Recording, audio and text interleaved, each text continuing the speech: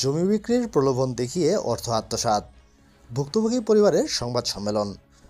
মোস্তাফিজুর রহমান বাবুর পাঠানো তথ্যচিত্রে থাকছে বিস্তারিত। অভিযান নিউজ টিভির সাথে আছি আমি তৌফিক হাসান। নীলফামারীতে জমি বিক্রয়ের প্রলোভন দেখিয়ে অর্থ আত্মসাৎ এবং পাওনা টাকা ফেরত চাইতে গেলে প্রাণনাশের হুমকি দেওয়ার অভিযোগ তুলে বেলাল ও নরেশ নামের দুই ব্যক্তির বিচারের দাবিতে সংবাদ সম্মেলন করেছেন আমায়ুচন্দ্র রায় নামের এক ব্যক্তি। বুধবার বিকেলে নীলফামারী সদর উপজেলার পলাশবাড়ী ইউনিয়নের তরুণীবাড়ি মাঝাপাড়া গ্রামের নিজ বাড়িতে সংবাদ সম্মেলন করেন প্রতারণার শিকার এই পরিবার। এ সময় বক্তব্য দেন ভুক্তভোগী আমায়ুচন্দ্র রায়, তার স্ত্রী দয়ারানী, তার ছেলে লোকনাথ রায় ও ছেলের বউ মমিতা রানী প্রমুখ।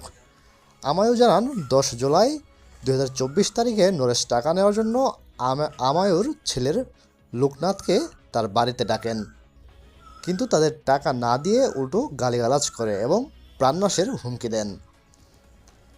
সংবাদ সম্মেলন শেষে কচুয়া চৌরঙ্গি বাজারে বেলাল ও নরেশের বিচারের চেয়ে ঘণ্টাব্যাপী অবস্থান কর্মসূচি পালন করেন তারা। এ বিষয়ে অভিযুক্ত বেলাল ও নরেশের সঙ্গে মুঠোফোনে একাধিকবার যোগাযোগ করার চেষ্টা করলেও তারা ফোন ধরেনি। অভিযোগে বেলাল ও নরেশ নামে দুই প্রতারকের বিচারে আর দাবিতে সংবাদ সম্মেলন করেছে আমরা সহ এবং এলাকাবাসী।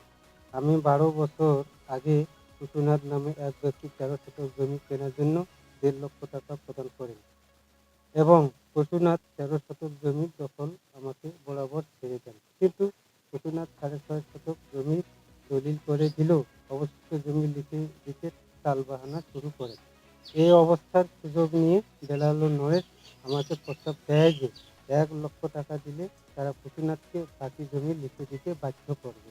পরে নিরুপায় হয়ে আমি অনেক কষ্ট করে 50,000 টাকা জোগাড় করে 2024 সালের ফেব্রুয়ারি মাসে সেই টাকা বেলাল ও নরেশকে প্রদান করি, কিন্তু তারা আমার টাকা আত্মসাৎ করেন এবং তারা আমার দখলীয় অবশিষ্ট 6.5 শতক জমি তাকে না নিয়ে উল্টো ওই জমি বেলাল তার বউয়ের নামে লিখে নেন, যেখানে ওই জমি দলিলে শনাক্তকারী সাক্ষী হিসেবে নরেশের নাম পাওয়া যায়।